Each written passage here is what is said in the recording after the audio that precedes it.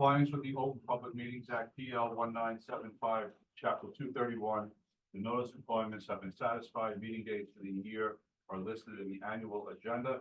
Copies are sent to the Record Suburban Night and Northern Valley Press, posted on the bulletin board in the lobby of the Municipal Center. The notice of this special budget meeting, resolution number 24-65, has been sent to the Record Suburban Night and Northern Valley News, has been posted on the bulletin board in the lobby of the Municipal Center and Borough website. The first order of business tonight is public comments. A total of 15 minutes have been allocated for this purpose. Citizens are welcome to address the mayor and council on any governmental item of concern to them, whether or not it is scheduled on the agenda below. Citizens must give their names and addresses when recognized to speak. Large groups are urged to select someone to represent them. Public is advised that these meetings are recorded and are subject to the Open Records Public Act. Is there anyone here in the Wilson room that would like to make public comment? Doesn't look like there's anyone here, our clerk. How about online? Is there anyone online? I see no hands, Mayor. No hands being raised? No hands. Okay, we're going to close public comment then now. And we're going to start with departmental reviews of the budget with the building department. Congratulations, Bob Burns. You're the first up this evening. Thank you. Thanks for coming out tonight. So, yeah, We appreciate it. okay. I'd like to start off with 2023 synopsis last year. The building department issued 840 construction permits and 167 permit updates. We generated an income of $690,000, $692.98. We had total construction expenses of $398,000. We made a profit of $294,000. 200% that we put back in the general budget. I'd like to point out with this, that state statutes say if we make too much of a profit, we have to lower our rate. What does that mean? What is, can someone define too much? They never have. Okay, all right, Never have. But that is what's written in the statute. okay. One code enforcement officer was terminated. Our new electrical inspector completed his first year. Did a very good job. And we purchased our online software. For 2024, we're in the process of hopefully purchasing a new vehicle. We were supposed to do last year, but we were unable to. We're completing the new online software implementation. We're doing a continuation of training on the UCC module, it's a permit module. We're going to start training on the zoning module and the property maintenance module. Hopefully, I believe the zoning training will start next week. When we complete and the girls get more familiar with the permit process, we're going online. So contractors and residents are able to file for permits online. This is a Mitchell Humphreys system? Yes, it is. Yep. That's fabulous that we're going to be able to do that. When do you think, I was reading your numbers, so I wasn't paying complete attention. When do you think you're going to go live with that? Roughly. I'm hoping sometime in April. April, okay. The inspectors are now using laptops in the field, so any of their reporting of inspections is immediately transported back to the office. So if they get any inquiries, the clerical staff will know their status of the permit being inspected. Is that something we can say? So I love investing in technology. One thing I think I hear you saying, all the words about this, we're going to be more responsive to residents, because if it's automatically put into the system, they'll find out faster. Yes. Are there other benefits that, does it reduce work somewhere else, or does it increase work somewhere else? Or? Once we go online, it will reduce the input of the information into the system, because the resident or contractor has a form he has to fill out. A lot of that stuff is what the girls are transferring off the paper now into the And computer. now they don't have to do that with this. If, as long as the resident or the contractor uses the system. Can we require it? I don't believe so, the way the law is written. They, doing it so they have access, but they haven't said it's mandatory. So it's something that will be into this, see if we can get to that stage. Demand it, or at least, again, give information such that the first preference is to, did you realize? And again, most people would love type versus saying, is that would save, everyone would win, the residents would win, and we would win. And would increase the efficiencies with this, with Bob's staff, they have the iPads or whatever in the Correct. field. They're not coming back and having to do hours. No, it's huge. Yeah.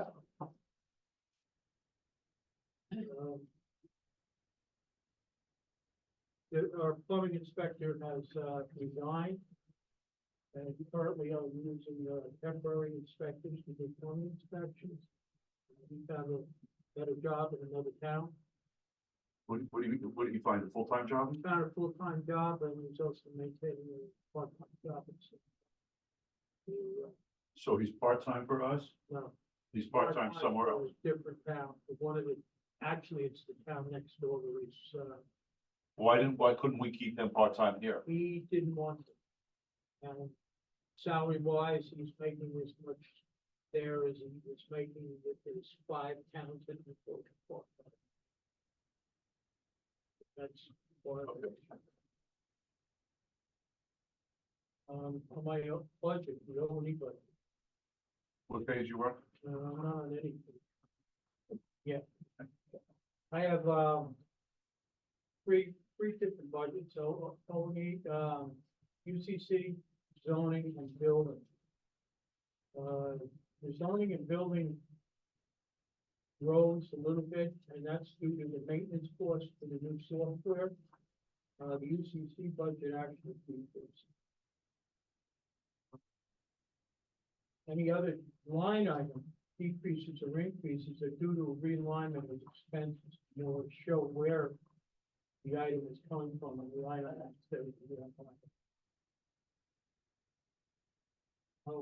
Two of the things I would like to do, I would like council to do. One is increase the stipend for the zoning officer, zoning guys, not the zoning, the board of adjustment set $3,000 more than what she spent.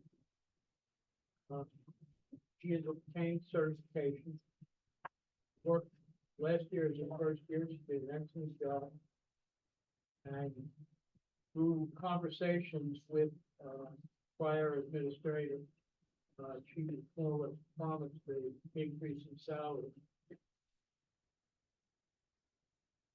We did the 3,000. Page we on with that? It's on zoning and salary. I don't know. Zoning board, okay, so that's page 7. The three, was she, promised into my 3,000 specifically was the Yeah, increase? yeah, 3,000 above what is. Existing salary. So is that built into the budget, Susan, already? Trying to find the right. No, Susan did not, This is- put it in. I I put it in, I recommended it. There's nothing in the file that indicates. Okay, it was okay, promised. got it. So go ahead, Bob. I would also like to increase building inspector salaries. I'm having a problem obtaining a new inspector because the other towns in the surrounding area are paying almost $10 more than we are an hour. 20, so what are we paying it out? We're paying them about 30. We're paying 30. Each inspector is getting a different amount, but it's in the $30. I would like to increase it to $50 each inspector. They're all doing the same work, and they're all working the same house. That'll eliminate, how much between them, or them going looking for another job, they'll pay more than we are. I think this is one of the things that we spoke about, remember when this all started, big picture. Where are the place, again, I believe we started at 0, and then where are all the places that we want to invest as a team? I've always said buildings is very consumer resident facing, consumer facing, resident facing. And again, this is what David's working on. When we get 100 people coming in, what is the distribution of what those 100 things are? I would guess, but we have to find out. Piece of that is, where's my permit on this? Where's my, I just built a house and I can't move in because It's huge. the plumbing. So I would love to see, what are the other towns paying? If it truly is indeed that, is there a way to? Yeah, I know with Bob earlier today, he's done some research in other towns. I found that they were paying between $45 and $60. I mean, let's get the numbers. What are we currently paying, Bob? again? They're in the thirties. So paying 30 and you're requesting it to be 50? Let's just understand what it costs on 4 years. That is the comment that I'm also receiving from the applicants that have submitted resumes for the plumbing inspector. No, it makes sense, with stuff, we have the same challenge in DPW. Which is another very resident facing. 6 people, 6 jobs open for 12 months, we can't fill it. We have a problem in the recreation department with this. Question, Go ahead, Tim. let's say the hourly rate was a little less than 40, you say, but they were, I think the difference. So that makes it balance tension. None of them seem to be worried about the benefits. The problem is I don't have enough work to work full time. They wouldn't be working. So the profile of an inspector, you just said something about benefits in response to Dan's question. Are the inspectors, do they tend to be people who, they have a career, they've retired, they have a pension, and therefore they don't need to worry about the benefits, or they have a full-time job somewhere else, like your first comment? How do they fit in this profile where they don't care about benefits? Either they don't have a full-time job and they have a bunch of part-time jobs, or some of them have been contractors. They're still contractors, they do this on Yeah. a part-time basis. Right. Just for an instance, I think of a lot of them, the electrical inspector. Right. Has just retired from his own business. Right. He doesn't need the hospitalization. Okay. Okay. All right, so what are we gonna do with the, David, how are we gonna approach this, the wage? We'll take a look at the average number of hours and make a computation as to if we went up to 50, what that would be. We have to increase the appropriation in the budget line. And we get back to you with what that would be. Right, we don't have numbers on that right now, So examples of other towns and then the recommendation on the numbers. yes, and so Bob has done some of that research, and we'll pick 3 or 4 towns that are comparable. We'll tell you what those rates are, and then we'll make a recommendation. Okay. We have to have inspectors. Now, getting back to the revenue and the fees, Bob, if we were to increase the salaries for something like this, is there room to make it a net neutral impact in the budget by being able to anticipate or get the revenue in if we're raising the salaries? We could raise the fees again, just raise them. 9 months. Oh, so they would just raise, okay, Which is great. That was the first time in 10 years. okay. So last year's figures actually only show like 8 months of the increase. All right. It's got 4 months on the old. Yeah. But it's worth looking at it again. I mean, Take a look at it. again, I know that if you told me you'd get to me a day earlier, I'd tell you $10. I mean, again, these fees are like $50, $100. I mean, Yeah. So $1,000 You need to pay it to get paid, maybe that's how you. right? We take a look at, You we'll probably get back did it last to year, the not doing council. it Yeah. again, so, like, they won't know about it. Uh, New people have that purpose. You're right, it's like a passport. If you told me I can get my building permit a week earlier for Right, extra totally. $200, where do I sign up? Actually, exactly For what you just said. $200? Is that, can you look into Blink it, of an eye. if that's possible also? If Expedited. an expedited fee. Yeah. Could probably- That is totally 100% voluntary. Of course, right. That's a really- good example, though. Passport's People a will great- people will pay whatever. Well, that's Stupid, but it's amazing. The last thing on my budget is, increase the, zoning construction official salary. That is not in comparison to surrounding towns. And I gotta say that the mayor's council 10, 11 years ago, decided to make two part-time jobs out of out of two full-time jobs with the same amount of work, with no increase in salary. And that's basically how the job was created. Well, but Only I gotta say, the person that's in there does not get an increase. So that's in consideration. let's do the same analysis then. Okay. Okay, let's see where it falls, what other towns are doing. That was zoning, expense. We have no, we don't. And what about the, are we circling back to the secretary discussion, or is that something where we can similarly look at other towns, or was it that as well? I think if our Julie, I would say that we should look at our other boards as. to Other boards. Stipends and, so planning board, I believe, is a $4,000 stipend. HPC is a $4,000 stipend. So I think what Bob is proposing that we go, it's currently 3,000, so you're looking for it to go to 6,000. So that would potentially impact those other stipends. Okay. We do, It's, I was just going to say the same exact thing, that, again, you know, the planning board is, like, it's about $4,000, I think. And it maybe makes sense to, you know, to match that.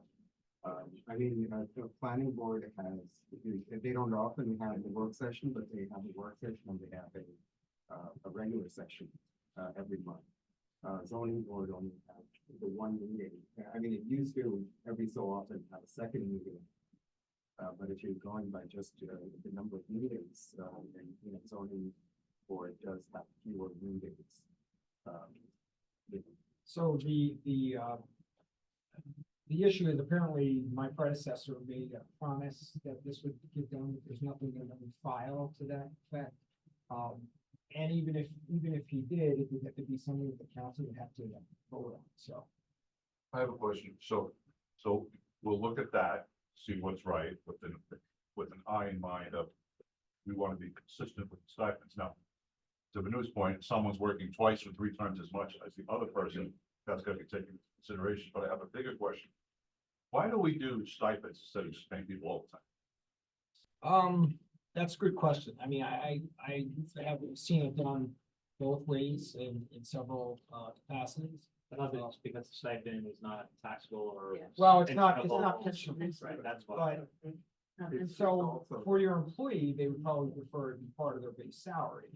Or the potential that you wouldn't have a full-time employee do some of these positions, you would have a stipend allocated in your salary ordinance. And you also, would be that you're not paying the pension as the employee share of the pension on that. Can you take a look overall, you come from other areas and see what you recommend? That's why you have that great experience. Yeah. The roles can be Sorry, Neil. moved about. The what? Cost of the pension impact, And the only reason I say that, because if it's being a part of base, then it's subject to the cost of the, yeah. the only reason I raised that question, then Manu, is because, okay, if Adam's working 10 hours a week on this special project, but Jamie works 20 hours a week, well, the overtime naturally means she is going to pay more based on her output. Whereas the stipends, that's not, we can't really measure that. Manu? So, I mean, the other reason for stipends versus adding it to the salaries, you're not incorporating it into the job description. You know, so for example, the previous zoning secretary, board secretary, you know, did it for about a year. And then she said she didn't want to do it. Well, if they're getting it as part of their salary, you can't then reduce their salary. Right, but I meant, Yeah. I said No, overtime. I'm just saying, Yeah, this was I part of the understand that. previous discussion, and, That's why I said overtime, but I understand your salary point. It became part of their job description. right, then they can't. Say- Part of the problem with overtime though is they do the work, some of the work at home, they don't do it yet. It's the zoning secretary. Extra minutes home, does minutes at home, they do it here during work hours. But she did tell me though that she does do this, some of the Some zoning board do. work, doing 35 hour. She has people. Yeah, these people are coming in and, coming to the office to ask questions, so. You know, if that particular individual wasn't the zoning board secretary, then, you know, that would free up some of her time for her meeting. But it would still come back and you would be paying somebody to do this work, I guess, for salary. So we'll get back to you with a analysis. We got some homework, we've got homework to do with that. What else, Bob? Who else has questions for Bob? Thank you, sir. So we have two takeaways, right? So three takeaways, very, very excited about the revenue numbers. That's great. Two, we've got to do homework in terms of salary and compensation. And three, we have this online portal to look forward to, which is fabulous. Fabulous. Vanu, you have one question? Yeah, about the online portal, the scanning of the large documents into. It goes to the cloud. Right, so you've got $21,000 that you're, that's in your capital budget. No, that's not the way.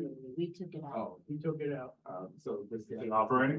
We took We it out. found money completely from for an this old year, ordinance. because we had money left over last year. Okay. Yeah, It's the same project. yeah, he's putting it in repetitively, to found it was money.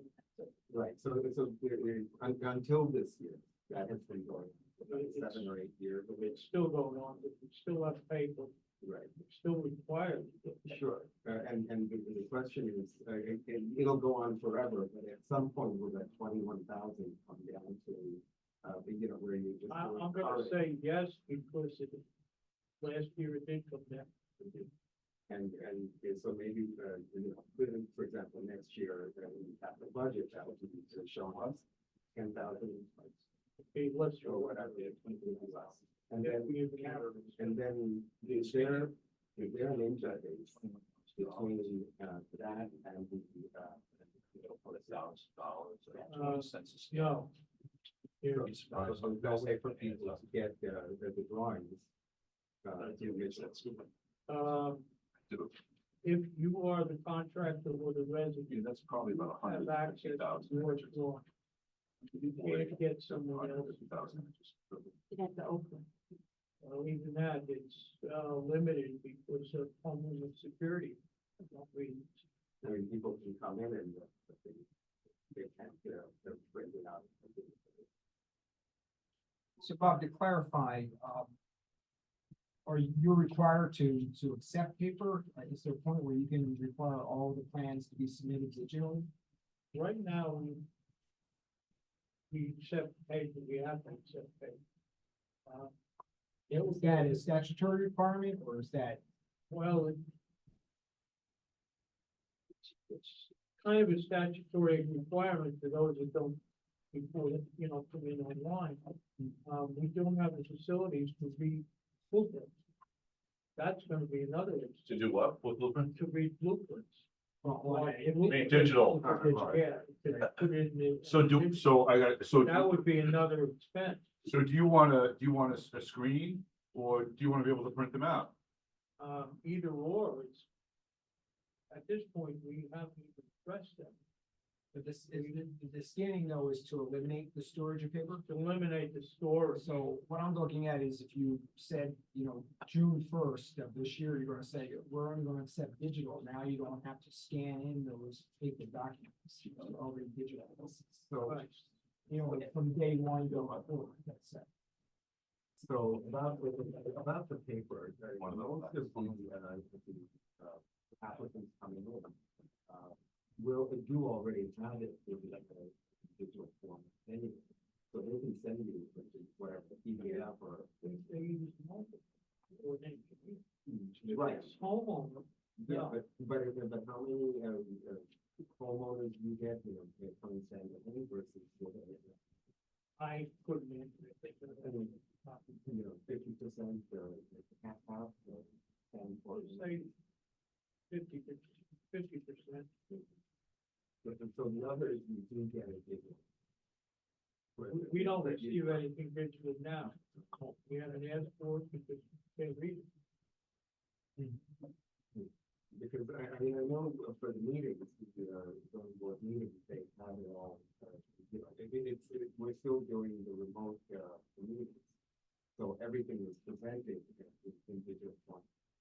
So having been in the construction business, I've looked at blueprints lots of ways in the real world. When you're reading it at your desk, because you're just kind of doing a little studying, it kind of, you can do it, but when you're working with them, you need to see the whole blueprint at once. And then if you're on a construction site, you need to be able to move paper around to understand what you're actually building. Right, and we'll get that. Yeah. I'm just saying that you know, we are getting electronic, or the electronic is available, and we could be asking you for that. Or the architect, or the electronic.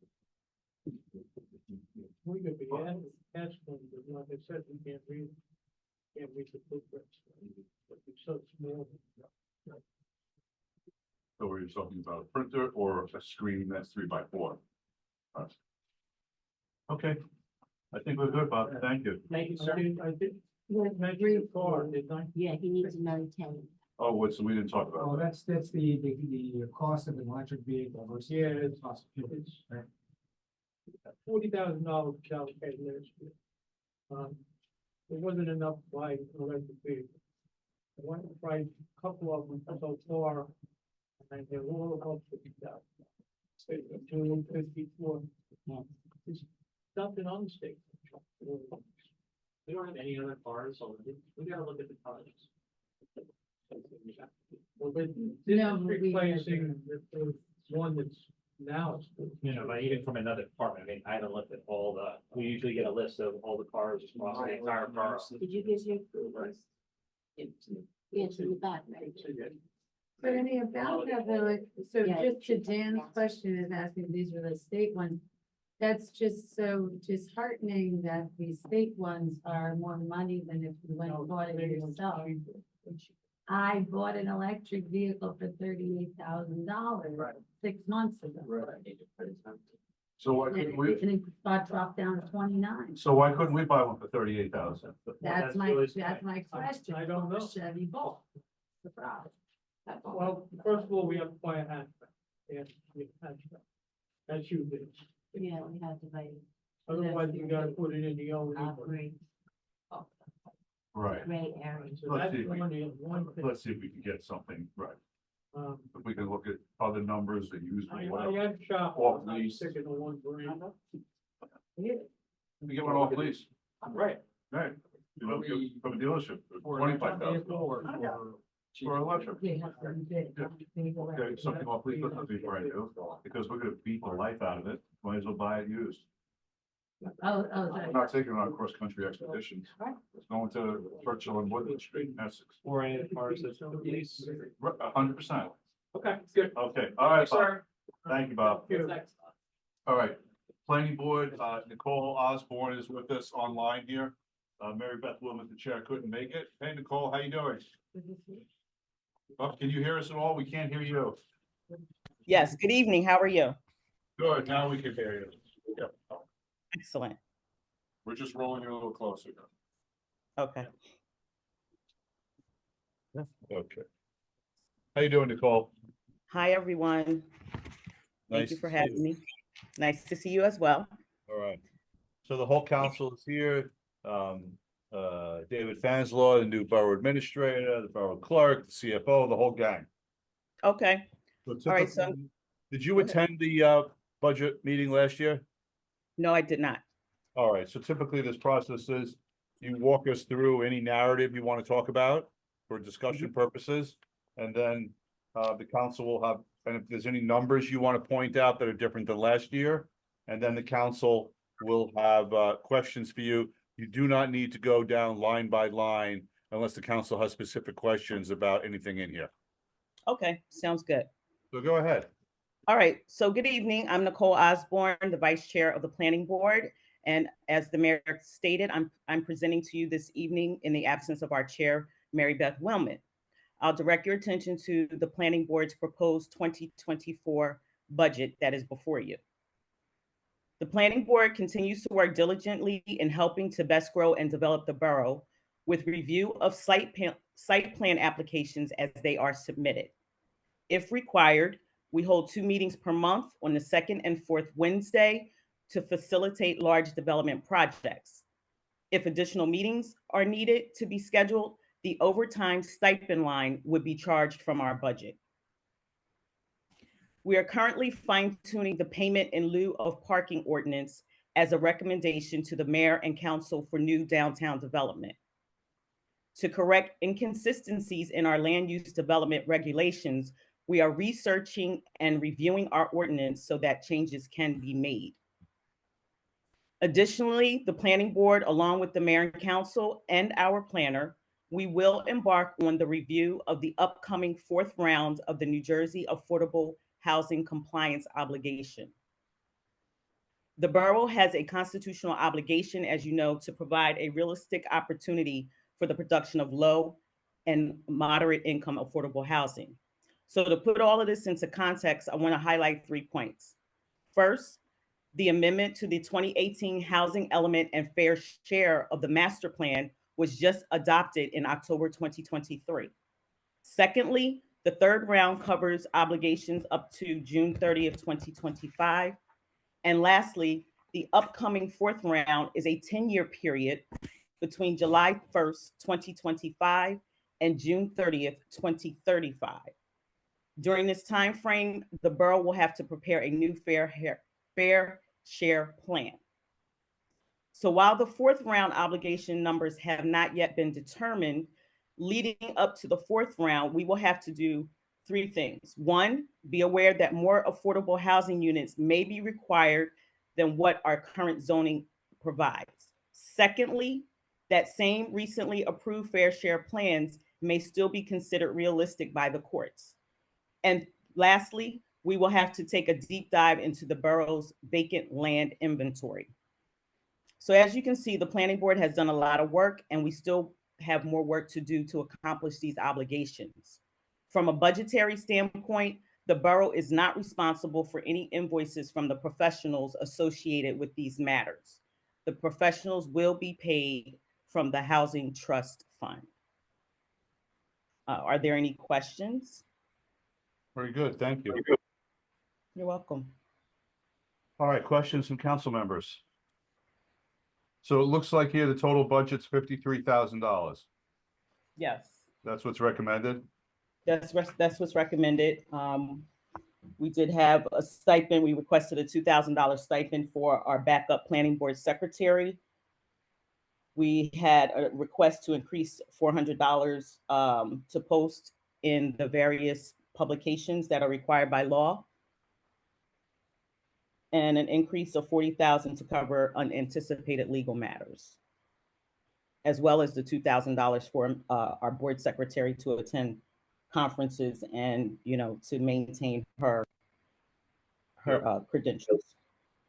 So, so Susan, we kicked the legal down to 30 from 40? Yeah, I put that to be what was close to expended last year. Okay. We spent 5,000. Oh, I see. They spent 33 last year.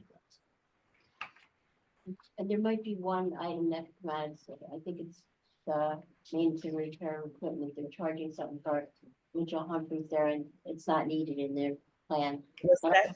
Well, 1,000 up. I did confirm that today, just so you know. Yes, that was one of my questions to you. Could we remove that since that wasn't an item that we had been previously drawing from? Yes. Banu? So. And Oh, go ahead. Go ahead, Nicole. there's also a line item for telecommunications that's $500. Our board secretary has not drawn from that. I don't know if that's a holdover from COVID, but should that also be removed from our budget? What is it? So we can take the telecommunications 500 out? What is it? What was it for? None of us can answer that question. Susan, on page 9? Yeah, taking it out. I think that was sold. Okay, we're taking it out. Okay, great. Lou, did you have another question beyond that? I did, or rather, I was going to say the second stipend, the $2,000 stipend for the backup secretary. I think change to an overtime amount, and I agree with the overtime rather than making it a separate stipend. Okay, Yeah, and Amy is the second person in my office. Yeah. So she'll go to some of the meetings to get trained by Amanda at the Yep. planning board. But then once she's trained, then she would be paid overtime if she had a cover meeting course. versus say a stipend for the entire year. Right, we don't anticipate her being there every time that Amanda is there. But what happened before in the past couple of years? It looks like if I'm reading it right, we always put it in. 21, we put 3,300, 22, 2,500, but we never spend it. Well, I think there's a change in personnel. There was somebody who used to fill in and get over there. But it doesn't show it in 19, 20, 21, 22, or I 23. think it showed up in a different departmental budget. Yeah, that was, Vaguely that was, remember a, that vaguely. that was a different municipal, Yeah. that was a different secretary, board secretary as well. It's not our current, that was 2019 and 2020 did not Yep. reflect our current board secretary. So I guess the question is $2,500 for, is that necessary in the planning board budget or would that be in my budget for Amy? Don't we have, It would be, it's. don't we better have keeping money, it don't we have in- overtime money in the Yes, administration budget? but that would be for stuff that, So if she's doing planning board, you want to charge there, but to Adam's point, do we need it to be $2,500? Because again, you don't get it back. yeah, I mean, we don't really have history there, so I don't know how many meetings, she may have to fill in for. That's Yeah, hard to It's determine. also expected to be a precinct, so I'm sure the current boards, and we're talking about $500, which is nothing, but it's a good session. Right now, she's been coming to every meeting so far this year because she's really But been. that was more for training purposes. So, right, because it's important. Keep in mind that if we don't have a planning board secretary at the meeting, we don't have a planning board meeting. That is correct. What? No, that is correct. Any other questions from the council? Thank you so much. Nicole, you're getting off very easy.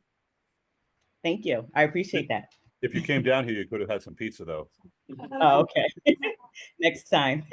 time. Thank you, guys. Thank you very much. Have a good You're night. welcome. You too. Bye-bye. Bye-bye.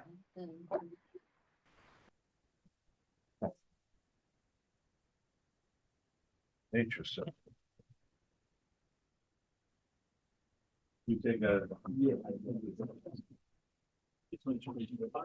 Keep going and then actually send a note in parallel to see if, Michelle could come a little earlier and Jimmy. Nature Center, you want it ready to go? We're gonna put that to, Michelle. Gonna do that one? Thank you. See if we can get them each here 20, 30 minutes. early. Yeah.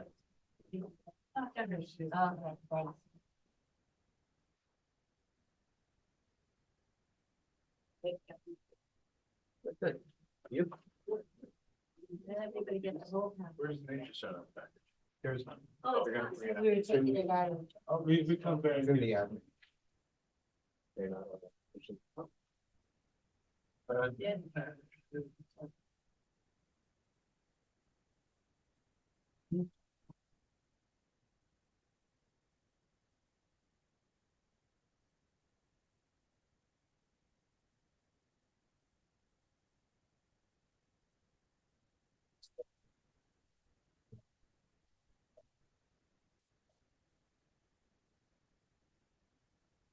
This requires.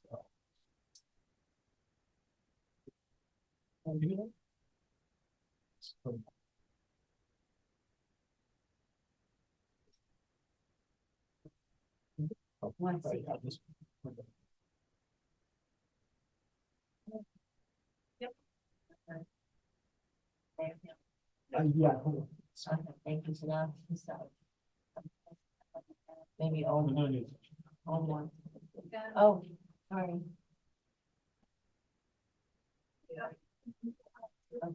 Okay, now. I want to put that on this. We're going this way. I don't see what you're saying that way.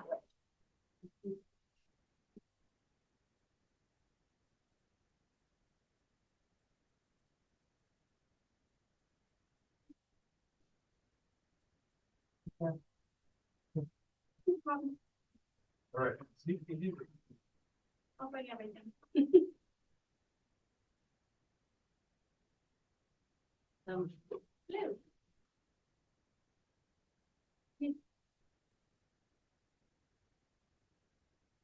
You go. Thank you. But a big year, in Oh. comparison to prior years. So, I handed you a bunch of papers. Let's start with the first, top 2 pages, basically, which is kind of the original letter of what we're asking. We'll get into what the other stuff is. So we had a pretty good year this past year. In 2023, we were able to provide 27% of our environmental programs to Tenafly residents, which does not include programs that we provide to the Tenafly Public Schools. That was an additional 23% programs. So about 50% of our programs are for the borough of Tenafly, in general. When I say those 27% of the programs were not for the schools, that would include like the scout programs, the public programs, and all the other stuff that are not just for the schools. The school district pays their rate separately. We have one staff member who is designated to oversee the entirety of the land, who's there 24/7. And he is by himself to oversee basically the almost 400 acres, but he does a very, very good job. And he also works to help oversee all the college students, the interns, and the volunteers that we have. He takes care of the entire acreage, which in the 2023 Open Space and Recreation Plan was voted as the most utilized and commonly utilized park in the borough of Tenafly. We continue to provide staff, volunteers, signage, literature, and sanitary public restrooms access and supplies to welcome. It says 30,000 visitors, but if you count everyone that we're not actually clicking in, it's closer to about 50,000 that utilize the preserve on the end of it. And the 7+ mile trail system, which we manage. We provide the staff to act when there's a threat to the acre, including buffers and other lands that are not leased to the nature center. We make sure that everything is still safe. And we help to prevent police cleanup damage done by garbage dumping, road litter, illegal squatting, vandalism, hunting, fishing, destructive activities, and other police-related matters, all of which we've had and dealt with this past year. Most recently were a couple of bags with animals remains that were left on the side of the preserve. So we are taking care of that. You guys don't have to deal with it. We installed trail cams to help with the monitoring of some of the problem areas while we await a more complete solution, which I'm sure the police chief will discuss tomorrow, because him and I have been in constant discussion about that situation. And we provide free programs to members, 39, actually about 40% now of whom are Tenafly residents. We collaborate with other municipal groups such as the Welcome Committee, the Environmental Commission, the Chamber of Commerce to enhance and elevate Tenafly's community experience. We are the ones who oversaw the trash-a-thon and continue to offer that as a way to encourage people to take care of their own borough. And we actively participate in all new resident events, community night, and other municipal gatherings as much as possible. We offer free programming for the library, the senior center, and the recreation center, and we're working to develop a stronger bond with a lot of these municipal options, especially the senior center. We want to really increase the amount of various ages that come up and use the center, not just the young families. We offer new residents of Tenafly a free 1-year membership so that they get a chance to really access the nature center and see what it has to offer. We respond to, and I can tell you it's over 1,000 phone calls every year based on wildlife questions and concerns so that you guys nor the police have to deal with any of that as much as possible. And we will always provide have-a-heart traps and education to all of our local residents. Maintaining the trails and the premises to enable everybody to have a safe space for passive recreation, including hiking, running, bird watching, photography. And we represent the borough as leaders in the environmental stewardship and education for the greater Bergen County and New Jersey environmental community. We regularly demonstrate that Tenafly is a green and environmentally healthy town. I am personally on the board of the Citizens Advisory Council for the Palisades Interstate Park, and I've been a board member for the Alliance of New Jersey Environmental Educators. So I am knee deep with the environmental community when it comes to the state. We've completed this past year $15,000 worth of repair work on the eastern side of the main trail that had been damaged by Hurricane Ida. We followed the stewardship plan, which is still good through 2026 to encourage a safe forest. I've had questions about whether we have a concern of fire in our forest, and the answer is no. Why? Because we have a forest stewardship plan, and we've already started plans on how we're going to be able to afford to renew that without having to come to you guys for that type of an expense. With that, TNC performed a 10% thinning of a 10-acre to remove the species, as I said, for poor fire and drought resistance, and to enable oak species for regeneration. We also actually did a lot of hard work when it comes to invasive species. If you take a look at the other page, the single page that I handed you guys, there's two pictures on it. The top picture should say 2021. And that is that dark, all that blue, that's all the areas within about a 10-acre space that we have that had invasive species that we needed to be able to remove. And if you look at the map right below that, that's 2024. That's what we are at right now still. So we've accomplished quite a bit within that amount of time of the removal of these invasives. If you look, majority of that is around, that's in the center of the preserve, right around where the Lampier house is. Yes, and not too far from the golf course. With the invasive species, are we talking flora or fauna? We're talking about flora. So we're talking about flora. We're not removing invasive. Well, we are trying to get rid of lanternflies, but the way to get rid of lanternflies is by removing the flora, right? Getting rid of ailanthus.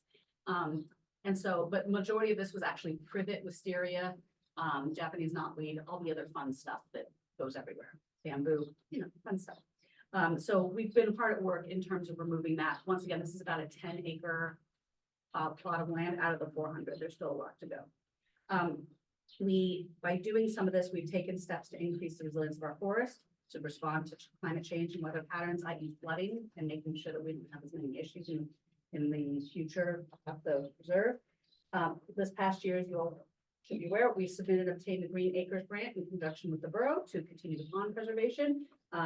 We are still getting down to the nitty-gritty of it, but we will be starting that project very soon. Study and address the safety issues, including the signage, parking lot, and path lighting, so that we don't have any serious problems up there, and provided the training for all staff so that they're able to act as first responders in medical emergency situations. In 2023, we had 102 incidents that we cataloged. We keep track of it when we have to provide first aid, CPR, any of that stuff. I do want to share one specific story, and that has to do with a young family who was up at the preserve. This past summer, they were out there with their two twin boys, both very young children. One of the children started having a seizure while they were near the parking lot and was eating something and started to choke. And our staff were on call within seconds and were able to not only get the child's airway cleared, but also get them calm and safe. And then we were able to get the ambulance up there to take them to be safe. I brought actually the thank you card that the family brought to us. So How old's the child? they were young. They were like preschool.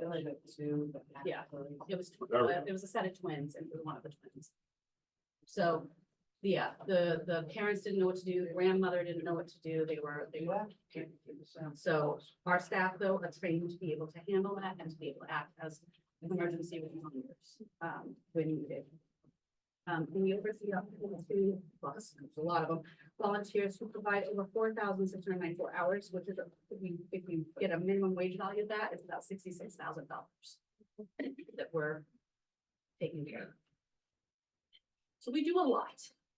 In the upcoming years, in this year, our plan is to continue to offer all these services, continue with our forest management plan, continue to get our forest to be as healthy as possible, and looking at additional grant support to be able to access additional funding as much as possible. Continue to study and address safety issues so that we don't have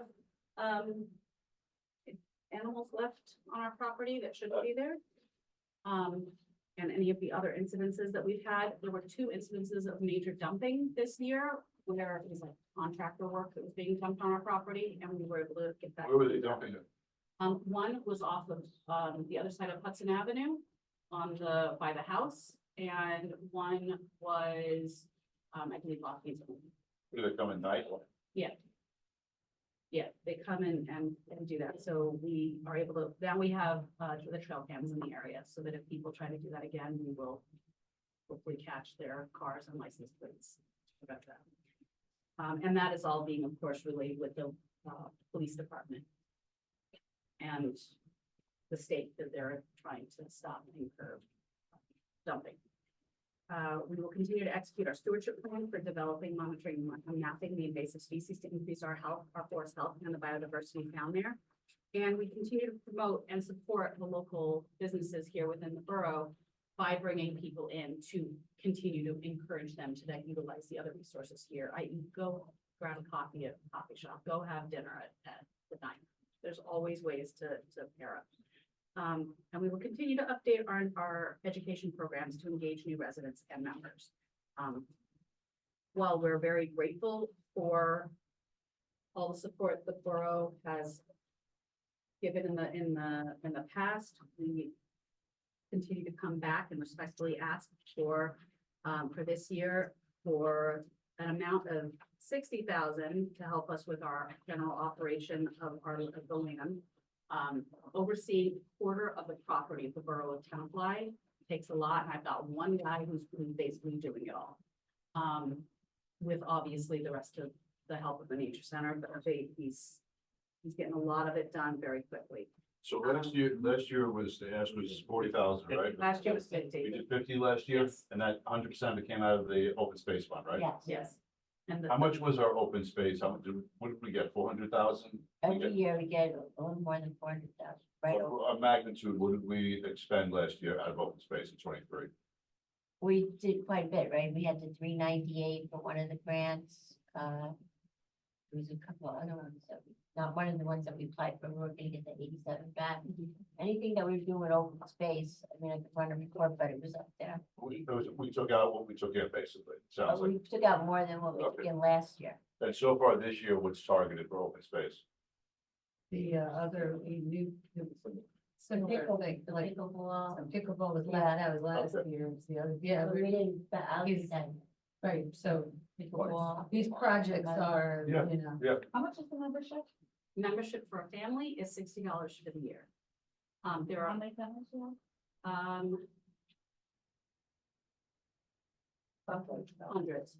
Hundreds of members. I would say probably actually more than that at this point. $60 a year for a family membership. And some, but people are not all family members. It ranges because we have senior members who are, it's less. So a senior membership is 30 and the TNC for 2 for those parents who are single parents with like a child, that's 50. But it ranges anywhere from 30 to 2,500. When was the last time you raised your membership fees? We cannot raise our membership fees in competition with other nature centers and other preserves. So We it's are- consistent. We are consistent right now with everybody else. In fact, we are the higher end. Because we also offer more. Yes. So that is, so that people are willing to do that. I would also say that we raised all of our fees for programming the past year. And we do get some pushback, because once again, we have to stay consistent with other Sure, of course. field trip sources in the area. So we are right now at a point with all of our programming fees, our camp fees, birthday parties, you name it, are at a point now where we cannot keep going until everyone else starts to raise theirs as well. And we have issues obviously with staffing and everything, but this past year, that was my big push, was to get our staff at least to a point where they felt like it was worth working at our facility, so we would stop losing to other places. So if you can get just as much money working at Stop and Shop, it's a lot harder to get people. So we need to make sure that we are in competitive, in competition with that. Also, nobody wants somebody teaching their children if they don't have certain degrees for the Right, experience. right. So we have raised those fees up. We have reached out for additional grant support. We get some, we lose some, it just depends on what it is.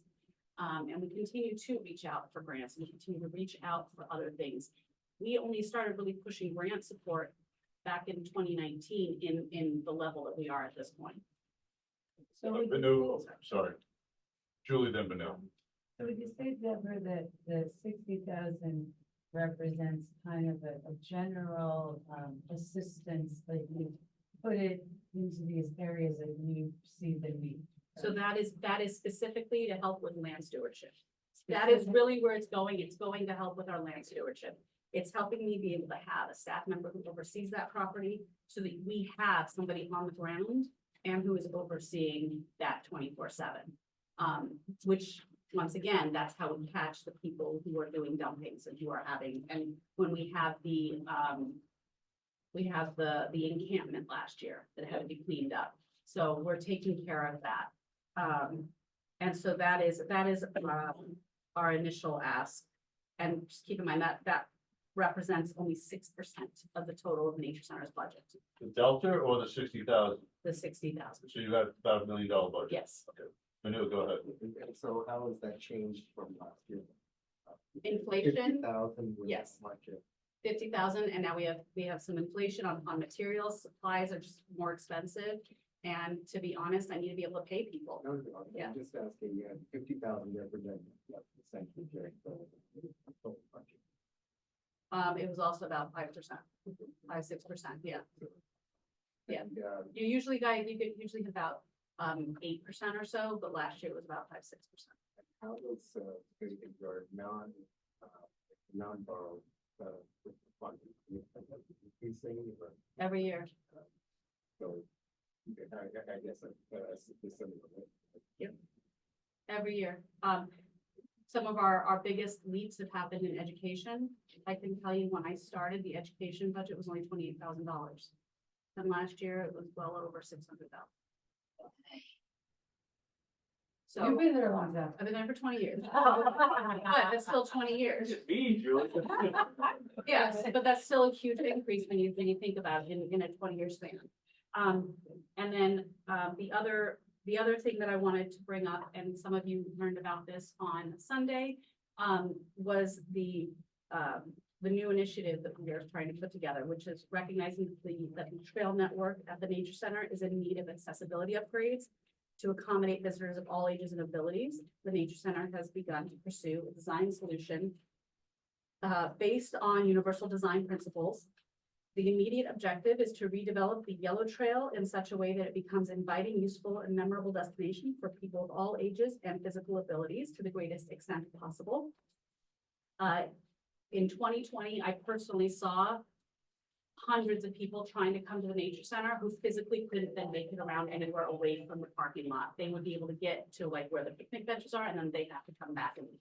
And that was such a devastation, especially now that we know how important trails and outdoor experiences are for not just people to get out, but also mental health, stress, and we have such an issue in this country and everywhere when it comes to mental health and trying to reduce that.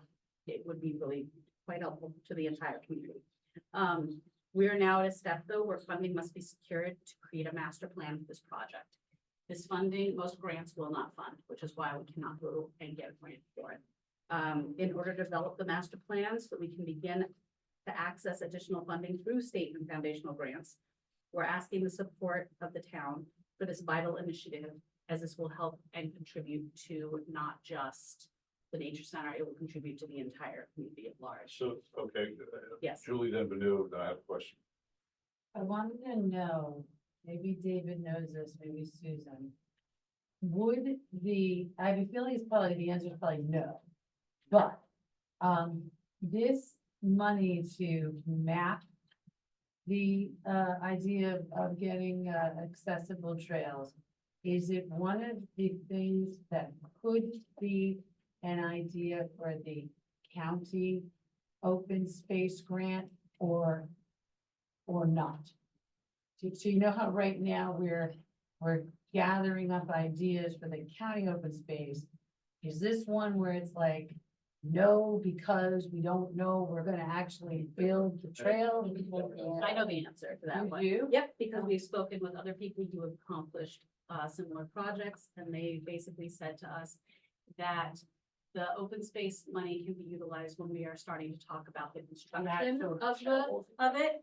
But So the 90,000 is essentially professional fees for the deliverable of a report. correct, to be able to get the master Oh, plan that's put what I together thought it was so that gonna we be. can do. Okay. Yes, to answer so- my question. yes, so what we were told was that the open space funding and other additional green acres funding can be utilized for the actual, plus, right. Plus we're going from that. And we brought a lovely board over here to explain some of the processes. Accessible trails and accessible nature is a huge hot topic right now. There are 4 existing trail areas that I know of personally. 2 of those are in New York and 2 of those are in New Jersey. The closest one to us is actually the Meadowlands. If you've ever been to DeCourt Park, you have the boardwalk there. So part of that is considered accessible. However, the type of accessibility that we're discussing is not just physical accessibility, it's also bringing in sensory capabilities for individuals with different needs, such as there's an autism trail that I've heard about up in upstate New York, which is fantastic. And having that correlated would really make the trails an inviting and welcoming space for all. And I'd like to just make sure that people understand this is not for educational purposes. It's just literally for people to be able to come up and enjoy the trails. What is the magnitude of the actual construction project? That would have to be determined with the master plan. Okay, so just in terms of what universe is it, but are we talking about, is it a Yeah. $500,000 project? Is it 5 million? My guess is it's gonna be I don't know, 1, 2, 3. It depends on part of the study is how much infrastructure support is gonna be needed. So what I'm trying to get to is I want to make sure that we're not investing 90,000 on a study to spend 150,000. No, Okay, it's gonna be a much bigger project. I think it's the opposite. We might be spending 90,000 for $500 million. right, could be. But So, Julie- theoretically, though, correct me if I'm wrong, though, but didn't I hear that once this program gets going, theoretically, you have access to all different types of grants? Yes, Because now it's the ADA grants Yes. and the autism grants and the yes, Green Acres grants. So it really might not be yes, you coming back saying, you gotta spend more, correct. so you gotta open up that Correct. gate. We cannot access the other grants without having this type of a plan in place so that we can then be able to. So let me, I have a question. Vinu, did you have a question? I have a question. And $90,000, is that the totality of the cost of what it gets you to the point of asking for grants? That It's should. not, it's not, in other words, it's not 120,000. It's not 91, it's 90,000. Okay. So I have another question. Is it possible to get in other words, if the town puts up X amount of dollars, can you get some matching money from donors? Yes, that's what we're working towards. We How much started, is the study 90,000 or you're asking for, we're asking for 90. how much is the study? It's estimated. How much? It's an estimate of. we were in a meeting together where we were talking with another individual who just was working on this type of. We have not put in an RFP. Study. Okay, so now we're getting to the heart of it. We're So- basing it based on another project. So, okay, so sake of argument, just throw a number here on the table, okay? If the borough, if the council decided to use, to invest 60,000 in this project, because 90,000 is a lot of money, could you raise 30,000 to match it? No, they don't even, 90 might not be the total number. They're guessing, We're making an estimate based on another local project. and that's the full amount. So what does it take, okay, so what is it, this is like working with the DEP, you have to have a permit in order to get a permit, Correct. right? So Correct. what does it cost you to get up to the plate to see if you are in the game? You think 90, right? Well, no, it's a preliminary question. They're not sure if they need just 90. That's what we're hearing. I would just say, look, this is gonna more likely, if it happens, it comes out of open space, which we could do any 365 days a year. I would say, let's get the RFP, let's see what actually happens, and then we can come back to the council. It sounds like, yeah, that makes sense. Here's the question I would ask is the council, I thought, the previous, are you guys in favor of Yes. us pursuing and getting you a number and that will receive a favorable response? As long as it's reasonable. Yeah, I think if the council was completely against it, you'd have 6 people here saying this doesn't make sense. So you have 6 people, instead of generalizing, I'm not speaking for anyone, Mhm. that are saying they really want to understand what the real number is, right? So in other words, we don't want to commit 90,000 to a project that's really going to cost you 180. Yeah. So if you come back, the RFP doesn't cost you any money, right? No. Right? We can, correct. Well, Okay, so you So do the we RFP. need to- we need to put together a request for an RFP or some kind of a document to tell them what we want. Right. So that's. Okay, so you do the RFP, you come back with the numbers, and the council, it sounds like it's open-minded to this project. Yeah, for what it's worth, I just have to say from personal experience, like, you know, I had twins, I was always wheeling them around with baby carriage, you know, elderly mother, like these are, anything with accessible trails, it's kind of silly that in 2024 that we don't have accessibility in more than 4 parks of God knows how many miles away. So, you know, it's just something that should be done. So the thing with the accessible trails is that this is going to be something that helps, as you said, everybody, all ages. If you think about it right now, when you walk on a sidewalk, you have those cookie cutter things at the bottom, and those help everybody. Yeah. You know, it's the same idea. And we can't make the entire preserve accessible, but at least we can take out a very well-traveled area, and this also would help the trails themselves, because then when you have all these people traveling on them, it will be protected in a way so that they're not being damaged. And this is just like what we've learned recently with all the grants. In other words, we have to have a project in order to pursue the money. I think it's the biggest thing for me, and I've shared this with Deborah, I'll share this with Professor Mikesh. So I've been here doing this now for 5 years. It's just the business model doesn't work at an age. So it's very nice at the council, we get money for open space. It's just not enough. If we had an extra 160,000, would you take it and do amazing things with it? Always. Easily, 260,000. Wouldn't every business? No, absolutely not. That's why businesses give out dividends. But I get the point.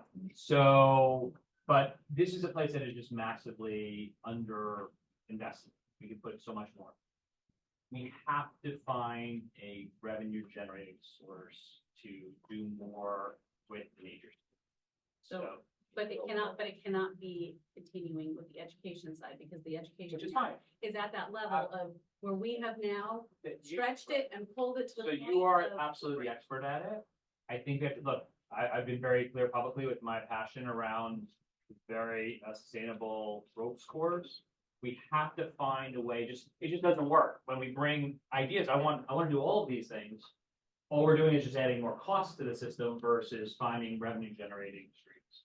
That's what getting more grants, whatever those things are. But it's a big number that we have to unlock, else all we do every year is you come looking for $10,000 more, which we should be giving you $100,000.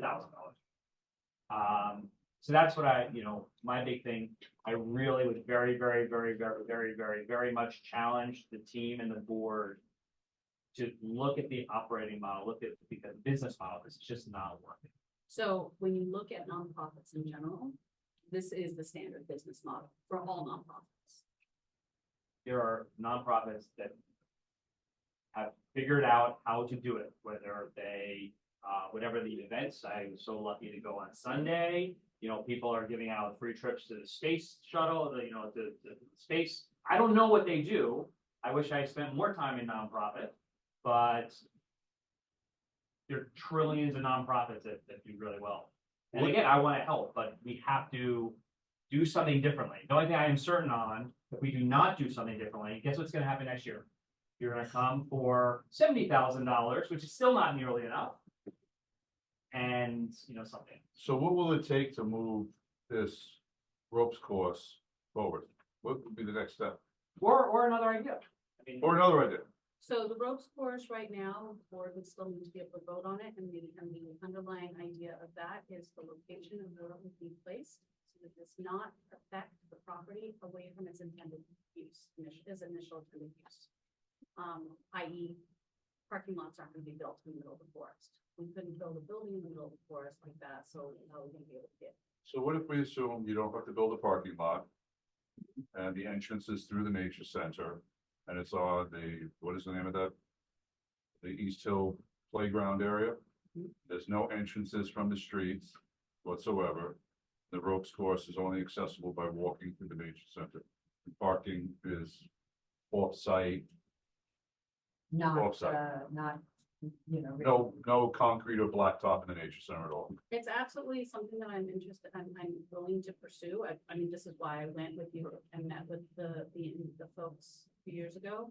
It's just trying to figure out what's gonna be best for the land. I think this has to be, again, this has to be the top priority, else there is nothing else. And I know we tried, we found a sustainable, but nothing came of it. I really, personally, I'm one of 6.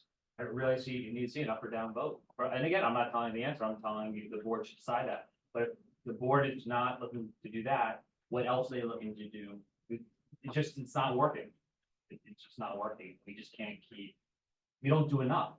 How much do we spend last year on, hydro raking? It's just not enough. I want to give more money. We have to make the math work. The one thought that I just had here is my professional, I'm looking for breakthrough ideas. They do some comparative analysis and go out and benchmark other organizations. So I don't have to do all this big one for that. I love it. I would just say that as far as fundraising for Nature Center, it seems like they've been responsive in, they've gotten feedback and then changing up their fundraising model. So in the past, it was the nighttime event at the Knickerbocker Country Club. And then they found that that didn't work for, some of the population. So now they've broken it up and they did a brunch and then doing something else for younger people. So I think that they, from what I see, they do seem to try different fundraising. We are, Well, let's see. we are investing in the ideas that are helpful and that are executable for what our needs are. The idea of looking at what other centers bring, we do that all the time. We are literally on the other nature centers websites all the time because everybody in the environmental borrows from each other. We're always looking at Actually, what really fun companies do. to Andrew's point. Actually, you know what the really creative companies do? They don't look at their peers. If I'm a cookie company, I don't look at cookies. I look at aluminum siding company. I wasn't gonna look at nature centers. Right. I was gonna look at not-for-profits in general. Yeah. Yeah. No, I And think see what else is out there in a not-for-profit world. I think that's an easy revenue to see, and we talked about it, an area in the 400 acres So for dogs. You've got tons of dogs, charge for the Yeah, no dog. problem. So I want to address this. I do, because this is something we've had a conversation about. I've had this conversation with other people in the past about it as well. So there's a few things that I want to make sure that everybody understands. The initial intent of the Nature Center was to provide a natural space for people to be able to enjoy being out in the forest with wildlife and getting a chance to see that.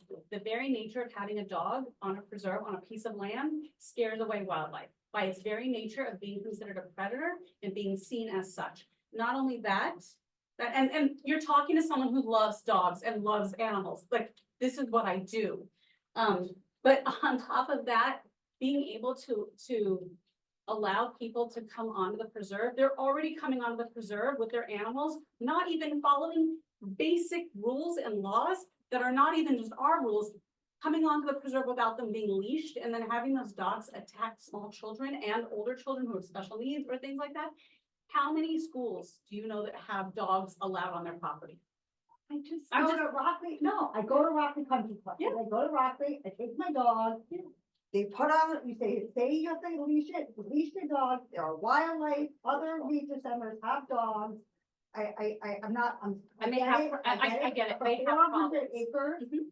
there should be a place. They have enough, the residents of our town want to use the nature center and they don't because they have dogs and the dogs aren't allowed. And so I'm just saying, you're eliminating a very, very large percent of the residents because of that.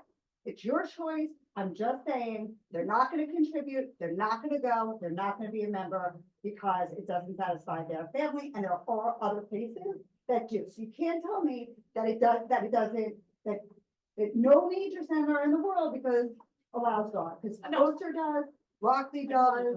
So Rockley is different, but Poster does, and they have problems with them. They also have, There's 1,000 problems. so finish. The issues with dogs have been long persistent. And when this preserve was set up, and we're not the only ones that don't allow dogs in the area, there are several that also do. It was based on what the intention was, right? The Palisades Interstate Park allows dogs and they run all over the place, sometimes off leash, sometimes on leash. The issues that we have at our nature center is if you want to allow dogs to come up there, they are already coming up there against the rules and they're already causing problems. I literally had within 1 week, 3 different people jumped on by dogs, and the same amount of people that don't want dogs, you have the same group of people that same group of people that do want dogs, you do have a group of people that don't want dogs up there. They have small children. So can I just make it correctly? This is 100% valid discussion. I get it from both sides.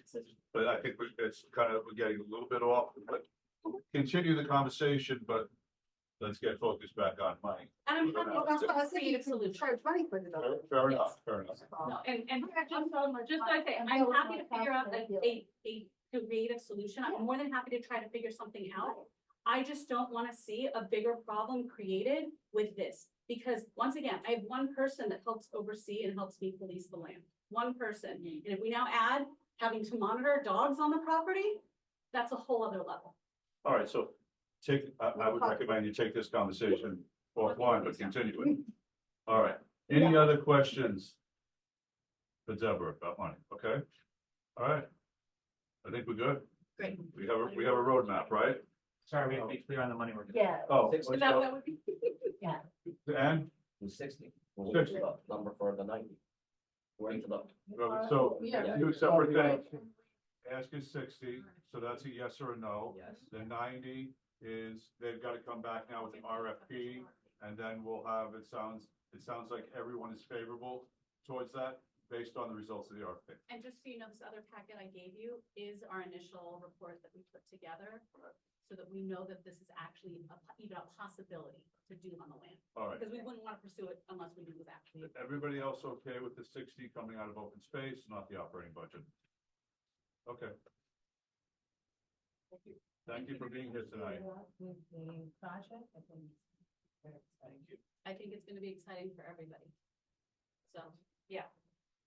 Michelle, how's she? Hey, Michelle. Thank you. Collecting on board.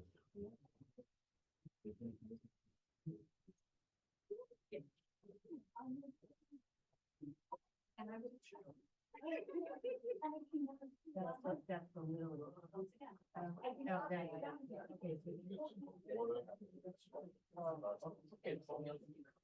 That's what I thought.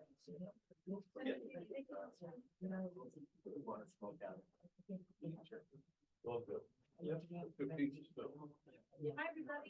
extra people inside.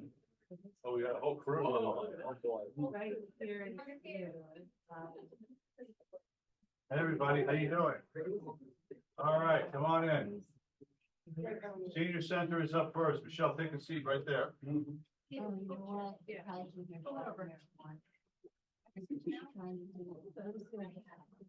Oh, I didn't notice that. Probably break it up. So it would be the 375.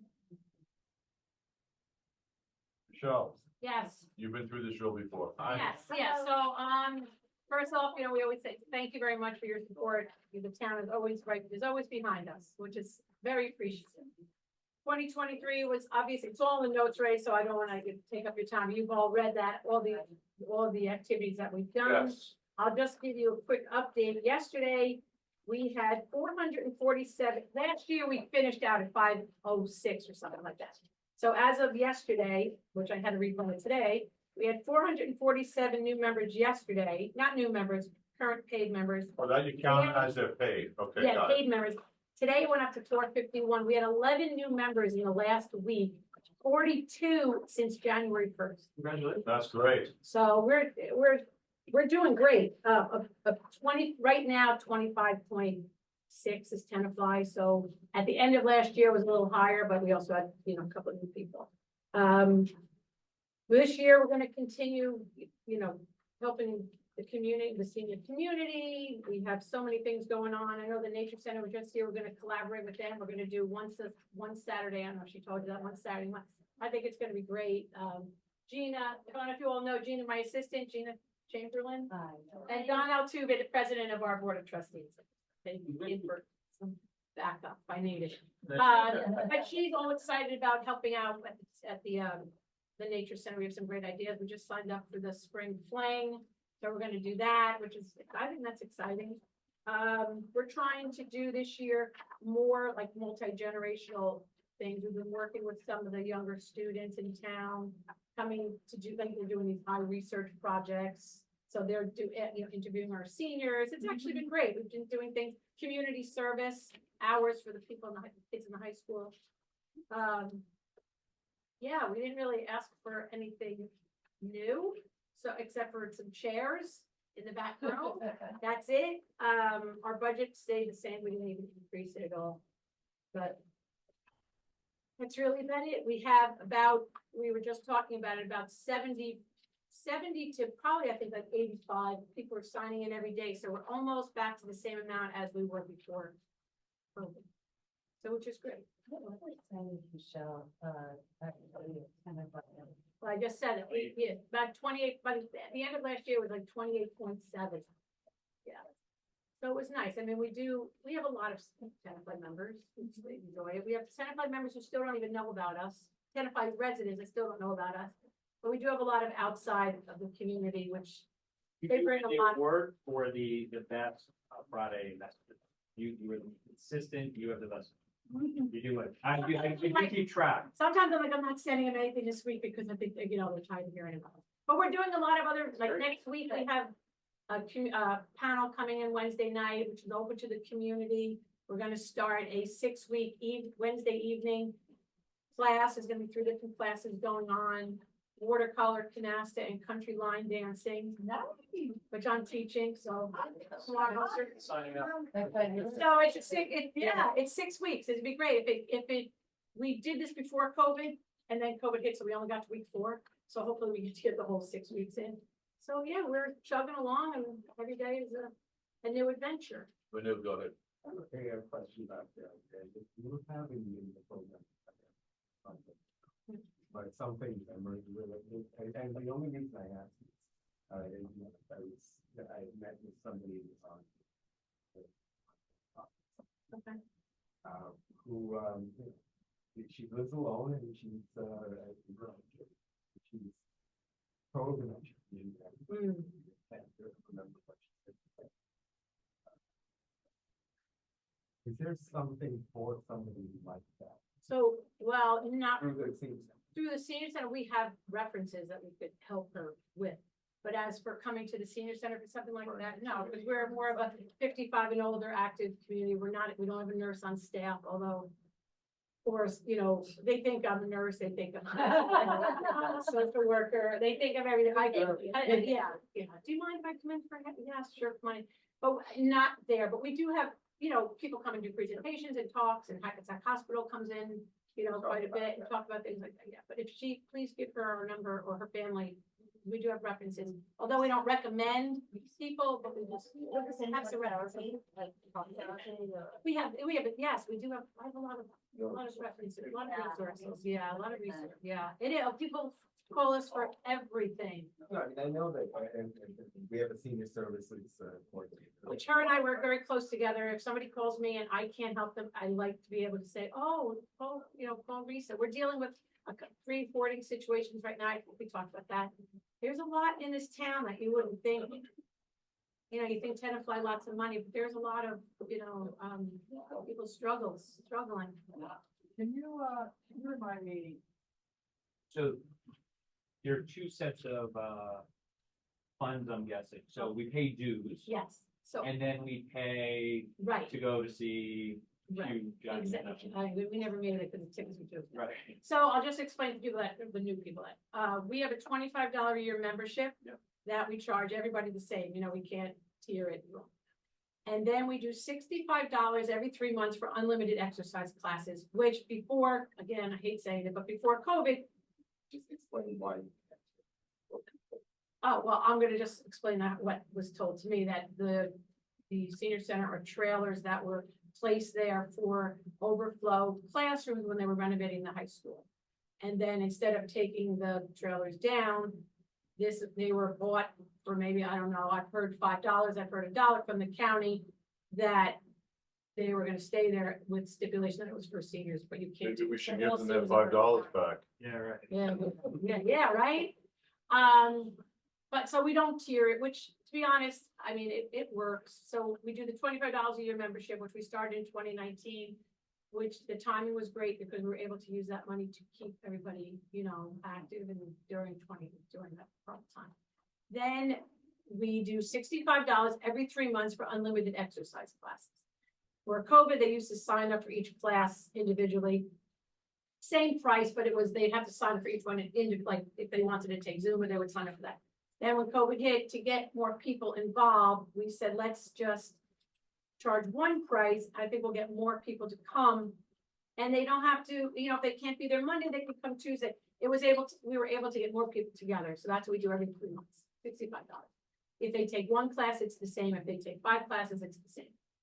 And then the trips? And then the trips, the seniors pay for their trips. So Is I there get. any, like, markup of sorts? Not, or- well, when you say, so let's say if it's, If the ticket's $100, do you charge 100 or is it 105? no, well, if what? Oh, I have to pass through the bus. So I'd say the trip is $190 with the bus and the tickets, which that is, I usually do not, because $190 to take a bunch of seniors into the city, you know, pricey.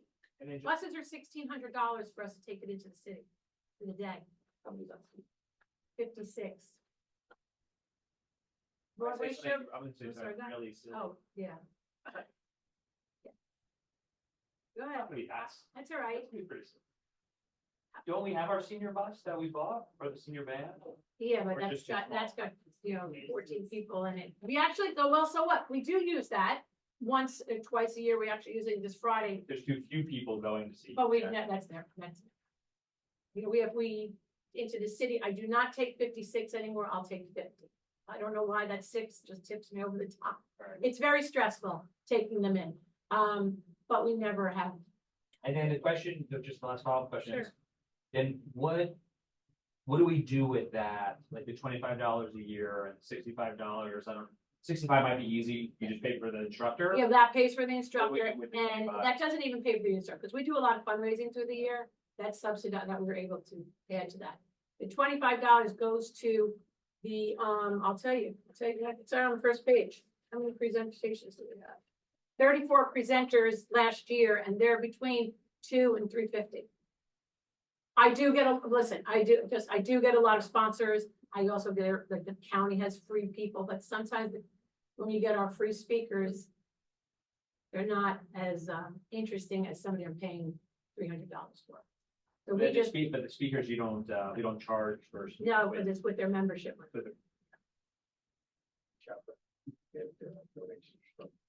Different organizations. Well, right, well, ShopRite, we get donations for when we do our fundraisers, so I do two major fundraisers. Last year, I think we just talked about like $15,000 to $16,000 in fundraisers. So we do your small little pancake one, and we do our rummage sale, which is huge, but those are, our fundraisers are great, because it gets the seniors involved, gets the community involved. I get it, you know. I remember talking to Don about this, so like, in Fairlawn Senior Center, they do feed the seniors, and we don't kind of buy, right? Well, that's a county center. And then Yeah, that is, so, yeah. so they- what's the difference? So the county centers have lunch every day for the seniors. They bring it in, or they do cook. Some places do cook it. That's sponsored by the county. Yeah, they bring it in. And then they pay like $1. Yeah, We do our lunches, they're $13. Because we fundraise through the year, so we're able to keep the prices down a little bit, which brings more people in. Seriously, you so have, many you have people lunch struggling. every day you offer? No, I'm, so Oh, we it's don't- just not as a. No, Seniors. we do not do lunch. No, that's just the county centers do.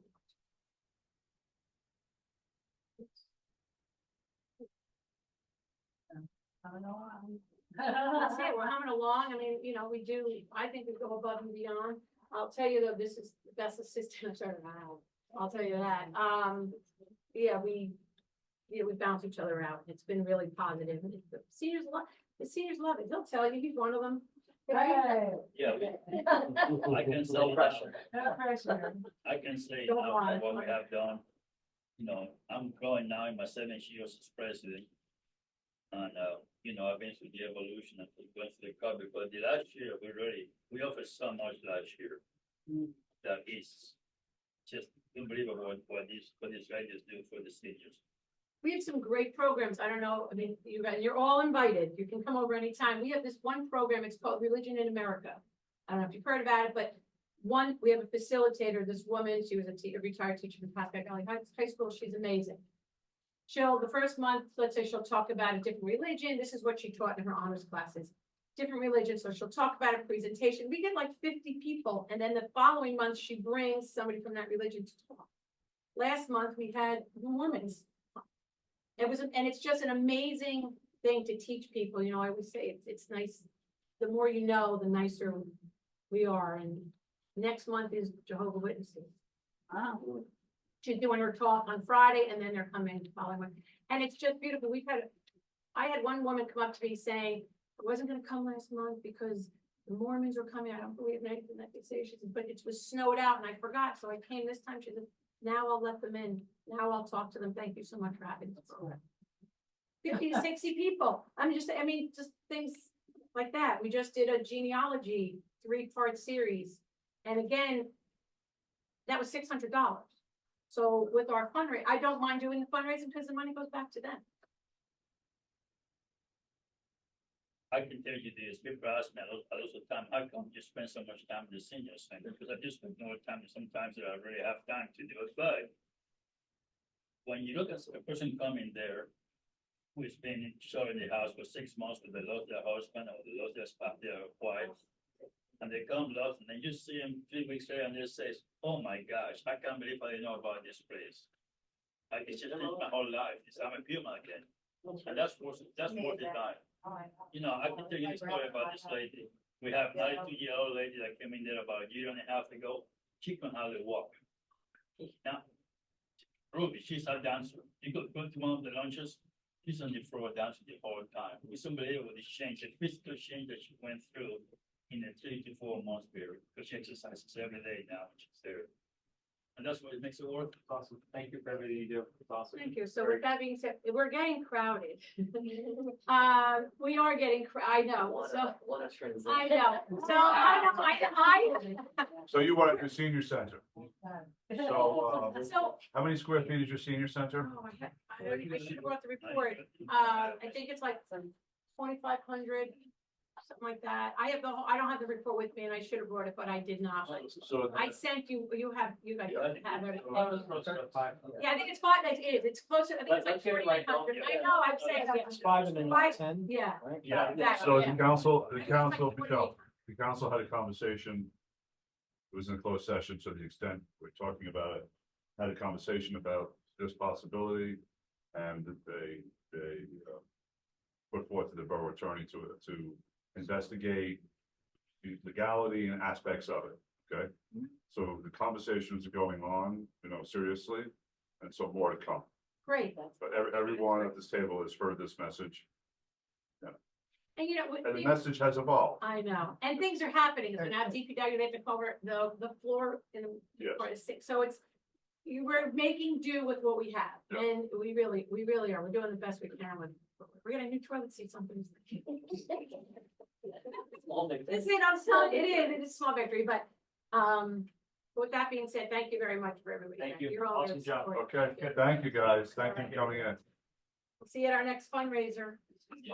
Okay, recreation, you ready? Or you want a 5-minute break? No, we got. So I would. What? Yeah. Go ahead, do what you have to do.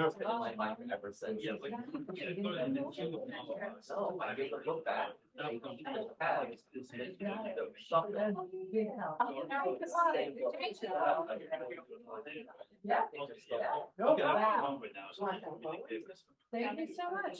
I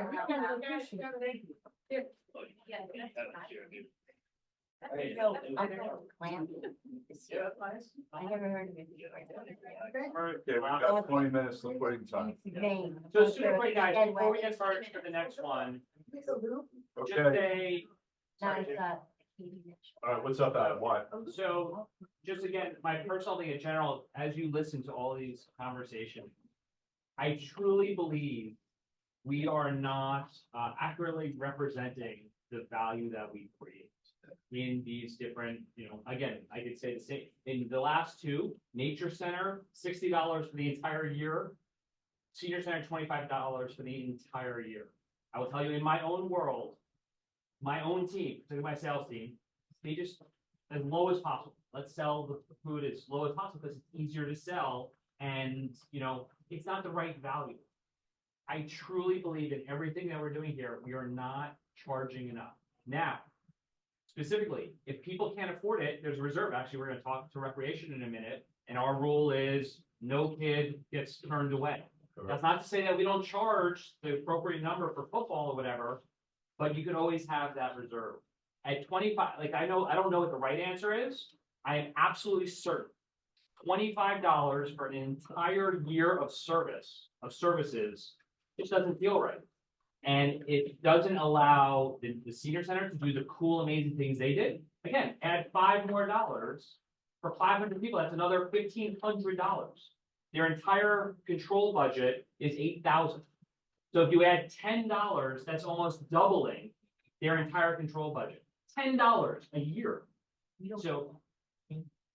Yeah, but I'm saying for them. I'm not saying for us. I'm just saying for them. It's more. Yeah. I will tell you almost every single, we had the conversation with the pool club. You told me it's like 30 cents to join the pool club.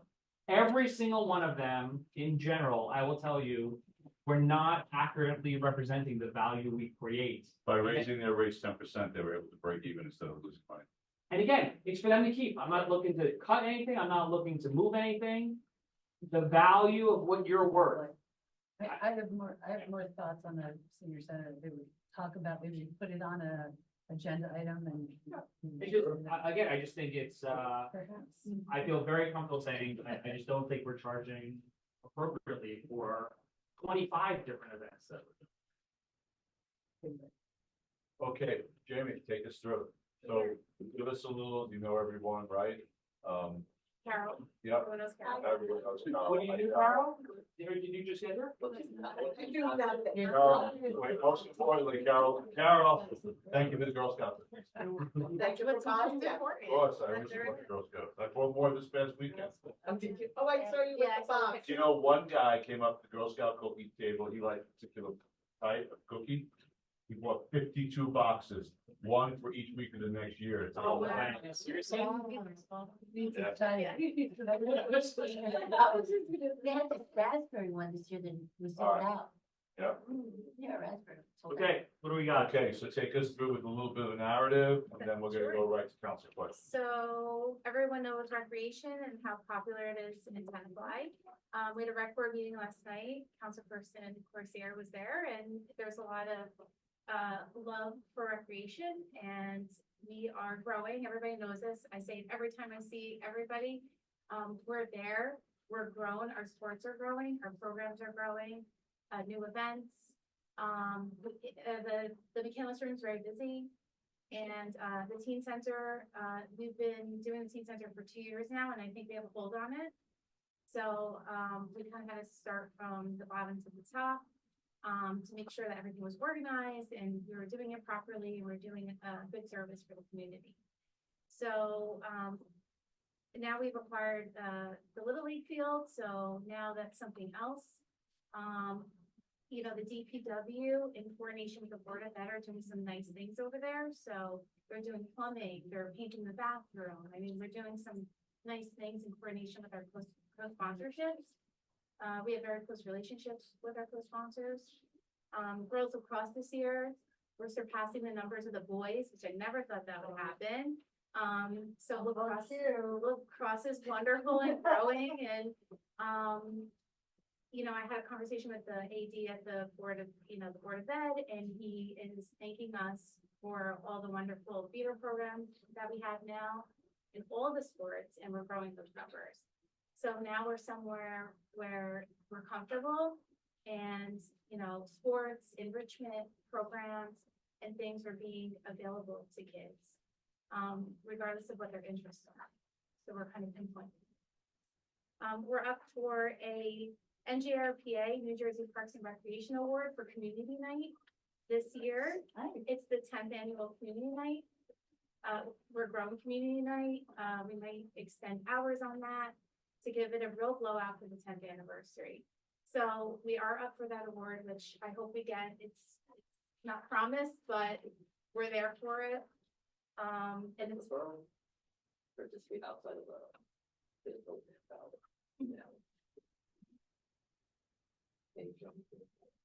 Tribute anyway, outside of that. I think the quarter finals. Yeah, everything else is sponsorships, donation only for that specific event. So, and then participation from departments. So, our staff is getting certifications. I myself am getting a CPRP, which is so important for your recreation director. Carol does certifications for camp. So we're keeping the staff knowledgeable of all the new and upcoming things, from the conferences to all the meetings and the district meetings. The teen center, it's going along really well. We actually, registration closed in the first day, which has never happened. Day one, we saw numbers and we were stunned and we didn't know what to do. So we're coming across these things that bridges will have to cross, growing the community. All of you are here to help us space, thinking outside the box type of things, and what we could do to keep growing all these people. Who has a question after that? So what number are we talking? So we do have to have a 15:1 ratio to meet the state standards of camps. So, yeah, so based on staff. Yeah, so indoors, we can have 100 kids, but in a camp setting, we took 55 right now. They're in and out, so they go inside and outside. We might be able to take maybe 10 more kids. We do have a wait list. We're trying to find ways to take more kids, hire more staff, and be able to accommodate as many kids as we can. So, this was, like I said, this is the first time it's ever happened, so we really didn't know what to do. Kind of set up like refuse camp, where Yes, we have changed that. So now we have a camp calendar. We do have special events. They go on different types of field trips. We we've advanced the field trips, so it's more attractive to the kids. I think that's, yeah, we've changed them and they go different places, which is good because this way the parents don't have to take the kids, they go and camp. So we have done that. We have traveling entertainment for the kids now. I just hired someone that's gonna strictly do maybe like art with the kids. Maybe kids that don't wanna go outside and play, so they're off their phones. They're gonna do trivia with them. They're gonna do tournaments with them. So we hired someone specifically for that. And then they do play outside, eat lunch there. We try to keep it like a little bit independent for them, or, you know, a little bit different for them. So that's an overview. Who has questions? So I'm gonna ask a question about the pool lease, see there's money in the budget. since we're related. We can take that out. So we can So take you that, take all 10 hours. Yeah, because we're not gonna need it. because it's retro to January 1. We're not gonna pay. We're not, it was, Okay, well, yeah, okay, good. so that can come out. So something else. Who else has questions for? So Jamie wins the award. I think this is the first budget that the recommended administration is higher than a budget. It's the only one in the budget by $500. So. Well done. Thank you. Shh, shh, run. So my budget is the same as last year. I might have reallocated money around, but I think for this year, and don't forget, we took on the teen center under the recreation budget. We can stay at last year's budget without increasing it. Next But- year, we might have to talk a little bit, but I think it's. My bigger question is actually the opposite, which is for the groundskeeper, which we can't keep, Are we talking- can't where get are it we? filled. Are we doing salaries? This out the people. Okay. I know we can't fill that role. I think we did raise it a little bit last year. Yes. Are we gonna be able to fill it this year with this higher role? So we can't find someone at the salary, so we were at 40 last budget. It was raised to 48. We're still not in a comparable area. I feel, yes, well, yes, it's advertised now. I did receive 3 resumes. One of the resumes, they had a CDL, so I decided to share it up in my cast because it's important that we get those driver laborers. I don't need a CDL person. So I did receive 2 resumes that weren't really, for this job. So I just wish more people were, applying for this. So we've got the groundskeeper and the assistant to the groundskeeper open? So we, yes, that was the recreation aid position that was renamed as the part-time. So just the groundskeeper is the only one that I thought was. We do have a part-time and a full-time. So there's an assistant that's vacant also. Yes. Am I wrong? Yeah, sorry. It was the recreation aid. Yeah, we never filled that position. So it says 35 hours, 25 hours. One person at 35, is a higher paid position. So that. No. Yes, because we would just use a seasonal employee to assist the full-time employee, so we could liquidate that position. The part-time assistant groundskeeper. Didn't Jake decide to do that in this budget? Well, Jamie has approached me with a, request to restructure and reallocate the new department. Some of that will require some discussion in closed session, possibly voice notice scenarios, so we don't want to get too far into it. But if you wanted to talk in generalities of what she's about, that was.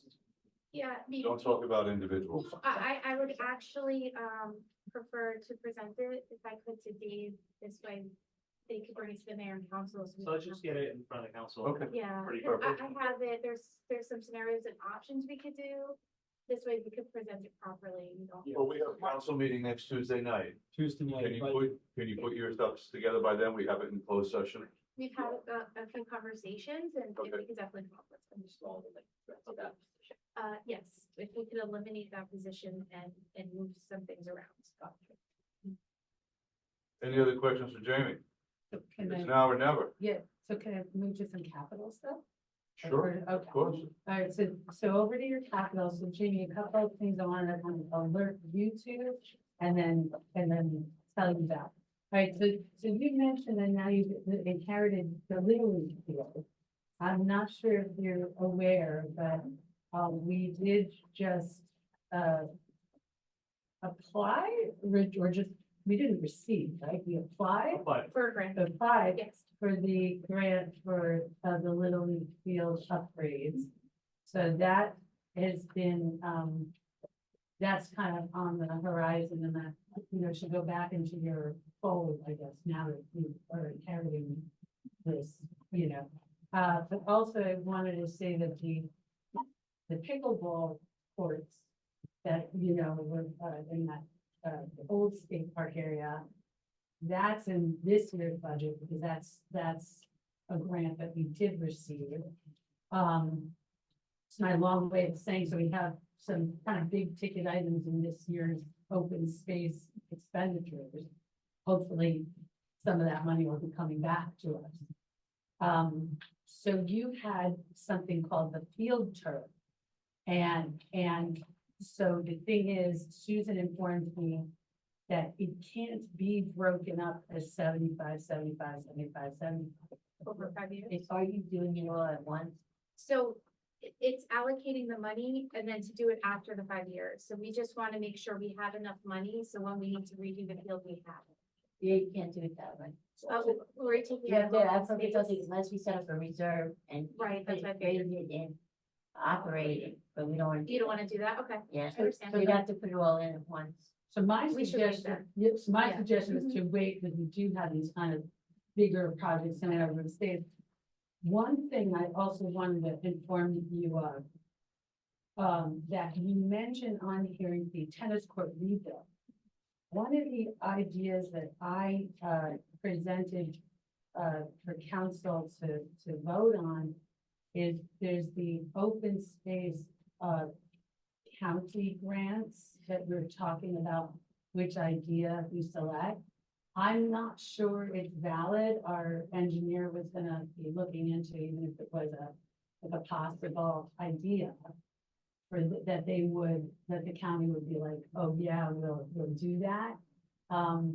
But I had suggested putting what we need to be done for the tennis courts into that grant, because I know that's gonna be such a pricey project. And so I don't know how the council's gonna vote. I don't even know if it's, one of the things that the county would accept as the option. Like I say, the engineer's gonna look into it and see if it is something that they would accept. But I did just want to tell you that tennis court rebuild is in our orbit, and we already have one grant. One grant that we're trying to get as for parallel as well. This is a USDA. The USDA, right? The USDA grant was brought up by Council President Michael that, Yes. I applied for in November. So what you do is you need to have the grant approved by USDA before it becomes an actual grant writing option. Oh. So USDA has to approve, yeah, Permission for they need permission to write the grant. Ah. So I know our engineers are working on something. Yes. It's in the engineer specs right now, so something myself or my Cassidy cannot answer. right, and that was brought up to me by Andy Hippolyte, Right. because he was aware that it's possible that maybe both things will be in tandem to fix those courts. They seem interested in, giving us the right to write the grant, but it is a very competitive grant and it seems like they're interested in that. So it's important to kind of stay on it before it gets lost. Did you speak to Andy this afternoon? I didn't speak to him. I spoke with Jamie over Jamie? at My at colleague, Colliers. okay. So I guess Andy had Jamie call. Oh, And then Okay, it said so- gave me all the emails. I said and Andy. what was the net result of that? What's the next step? So Jamie was supposed to contact the project manager over at USTA. Oh, she's doing that like today, tomorrow? He was supposed to do it today. Okay, so why don't, perhaps you and David and I have a call about it tomorrow, and then we reach out to her We can call. to find out exactly. She wants to help, so Yeah. I think that's great. What is the maximum? It depends. They could give you a large amount depending on the situation. And there's different parts to the grant. You could do a resurface or you can do a reconstruction. But they're So two let's- separate let's- things. Let's have this conversation. Because we're gonna talk to her again. We're in it now for, like a resurface, but the reconstruction is a totally different part of the grant. All right, who else has questions for Jamie?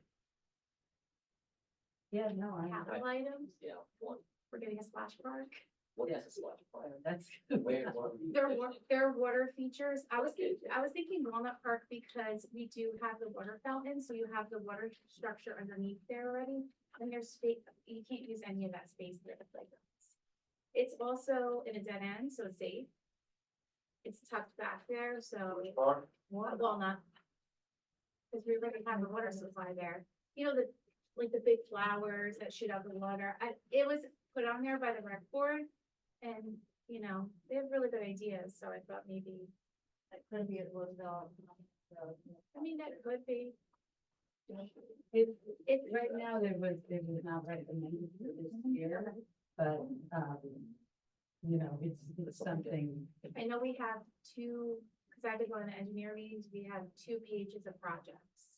A lot of them are recreational, so I know that there's a lot of projects. Ready to go. So, Jim, we got a couple of, right, to your point, we've got the old skate park renovation going on. This basketball thing has to get done. Yeah. You know, we're doing, we've got the whole thing with, the Little League field, right? So we've got those 3 projects going on. I mean, I would think we want to get a complete handle on all that before we then move add a 4th one to the mix. For this year anyway. That's just my opinion. You took out the part. We need that. So, And we did. we really need it. I'll let you, just again, we gotta look at, we need a list of all the Need the list of the cars. cars. We have to, somebody has to do best for us, get one together.